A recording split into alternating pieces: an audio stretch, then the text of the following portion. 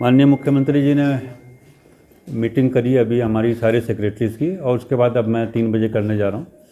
तो उनका आदेश है कि हमारी जो 7 प्रायोरिटीज़ उन्होंने हमारे लिए सरकार के लिए फ़िक्स हैं, जो अगले 2 साल तक रहेंगी। उसमें फर्स्ट प्रायोरिटी है एजुकेशन हमारी, सेकंड है हेल्थ, तीसरा है रूरल इकॉनमी को कैसे तरक्की देनी है, नंबर 4 है टूरिज़्म, 5वां है हाइड्रो नेचुरल फार्मिंग, और 7वां है डेटा स्टोरेज। डेटा स्टोरेज के लिए मतलब यहाँ पे कैपेसिटी क्रिएट करनी है। तो इन 7 पे पॉलिसी, क्योंकि अब 2 साल के बाद इलेक्शन ड्यू है, तो इसलिए फोकस्ड काम करेगी सरकार इधर, और अपने रिसोर्सेज को सेंट्रल तरीके से इन मेजर प्रायोरिटी एरिया पे काम करेगी। तो हमारी तो ड्यूटी सरकार के साथ ही है। तो जो सरकार की जो पॉलिसीज़ जो बनेंगी इन्हीं सेक्टर्स को प्रमोट करने के लिए बनेंगे। तो हम लोग सारे सेक्रेटरीज़ को सरकार ने, सीएम साहब ने आदेश दिए हैं कि इन पे फॉलो करें। और सीएम साहब ने दूसरा थोड़ी सख्ती करते हुए ये बोला है कि सारे अधिकारी जो हैं, सेक्रेटरी, डायरेक्टर, सब जो हैं अब टाइम से दफ्तर आएंगे, और डायरेक्टर्स और शहर से बाहर जाएंगे तो मिनिस्टर्स को और चीफ सेक्रेटरी, मिनिस्टर और सीएम को मैसेज डालेंगे, ताकि उनको जब वो उनको पता रहे और वो ढूंढना ना पड़े। नहीं तो वो ढूंढते होते दिल्ली हैं तो उनको, सीएम साहब को दिक्कत होती है। तो थोड़ी सख्ती है, टाइम से आएंगे और टाइम से काम करेंगे। और फाइलों का भी निस्तारण, ये नहीं कि पड़ी है तो पड़ी है। सीएम साहब ने आदेश दिया कि 1-2 दिन से ज़्यादा कोई फाइल सेक्रेटरी एचओडी के पास नहीं रुकनी चाहिए।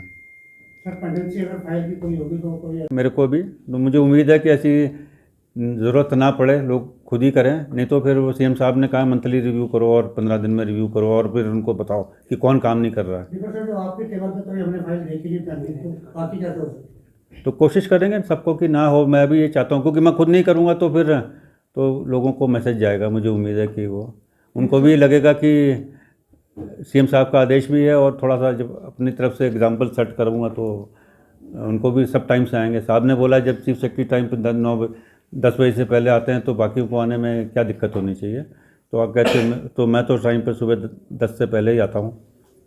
तो मुझे पूरी उम्मीद है कि मेरे मित्रगण सारे टाइम से आएंगे। सर, सीओएस की मीटिंग बड़े लंबे टाइम से प्रदेश में नहीं है, क्या दोबारा रिवाइव करेंगे आप? सीओएस में अब जैसे वो सीओएस एक फॉर्मल प्रोसीजर है, हालांकि उसको कोई पावर नहीं होती है। इट इज़ जस्ट रिकमेंडेटरी, आपस में बैठ लेते हैं। तो आपस में बैठने का तरीका तो मतलब भारत सरकार में सीओएस को पावर्स हैं कि वो रिकमेंड करती है तो उधर वो उसको माना जाता है। लेकिन अभी यहाँ पर उसका रूल्स में उसका सीओएस की जो पावर है कहीं डिफाइंड नहीं है। तो वो भी मतलब बेसिकली जैसे हम अभी मैं मीटिंग करने जा रहा हूँ, वो भी एक तरीके से सीओएस ही है। जो मैं मीटिंग करूँगा, मिलूँगा लोगों से, तो अपने सेक्रेटरी के साथ, तो वो भी एक सीओएस ही टाइप है, पर उसको बस नाम नहीं दिया है उसको। तो जब मैं इस महकमे में था, एआर में, तो रेगुलर मुझे रॉय साहब चीफ सेक्रेटरी थे, हम रेगुलर मीटिंग मंथली होती थी। उसके बाद से बंद है? उसके मेरे जाने के बाद इक्का दुक्का ही हुई हैं हटने से। प्रदेश की आर्थिक स्थिति उतनी अच्छी है नहीं, आपके सामने बड़ी चुनौती है, किस तरह से पार करेंगे? आर्थिक स्थिति अभी 4-6 महीने तो थोड़ी सी मुश्किल में है हमारी। अभी वो भी डिस्कस हुआ साहब से, और इसीलिए थोड़े से हाथ खींच के काम करना पड़ रहा है हमको। अगले साल से हमको उम्मीद है कि ये स्थिति अगले 2 सालों में नहीं रहेगी। तो नेक्स्ट 2 ईयर्स हमारे लिए फेवरेबल रहेंगे। 4 से 6 महीने का पीरियड बताया आपने, इसके लिए कोई स्ट्रेटेजी है कि मतलब स्ट्रेटेजी फाइनेंस सेक्रेटरी साहब, क्योंकि मैं नया हूँ, इतनी मेरे को अभी उतनी नॉलेज नहीं है, लेकिन ये है कि सरकार को परेशानी तो नहीं आने देंगे।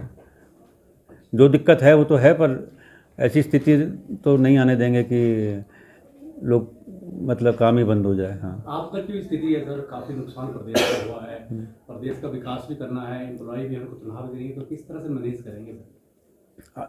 जो डैमेजेस हुए हैं उसके लिए तो भारत सरकार के साथ रेगुलर हम लोग इंटरेक्शन होता रहता है। टीम्स भी आ चुकी हैं यहाँ पे।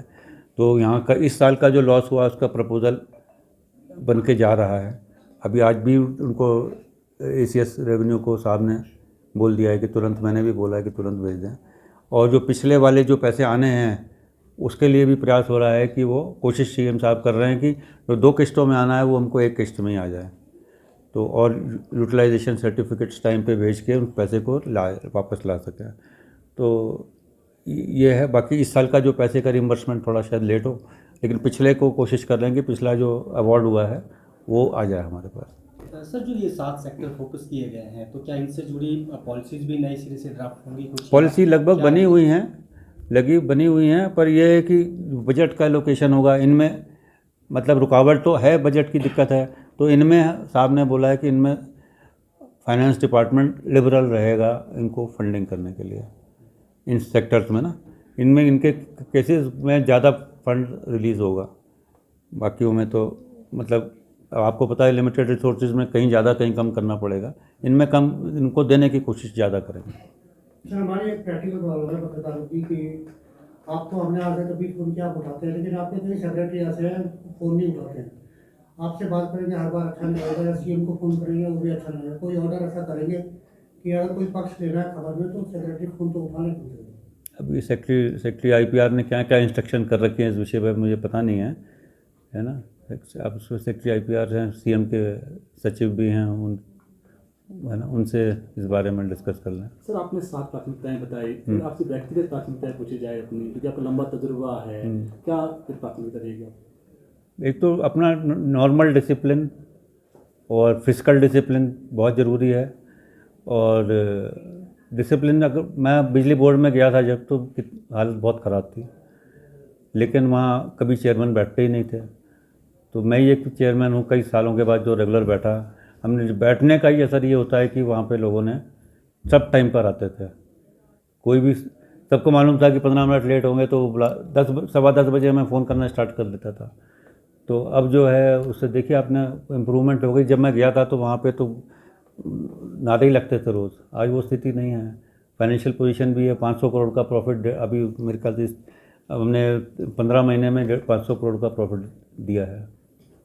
तो उम्मीद करता हूँ कि अपने हाथ में जितना है उतना करने का प्रयास करूँगा। सर, सीएम साहब कहते हैं कि लोन चुकाने के लिए लोन लेना पड़ रहा है, हिमाचल अपने पाँव पे खड़ा हो, कुछ अपने ऐसे स्रोत पैदा हो, उसके लिए क्या रहेगा आपका?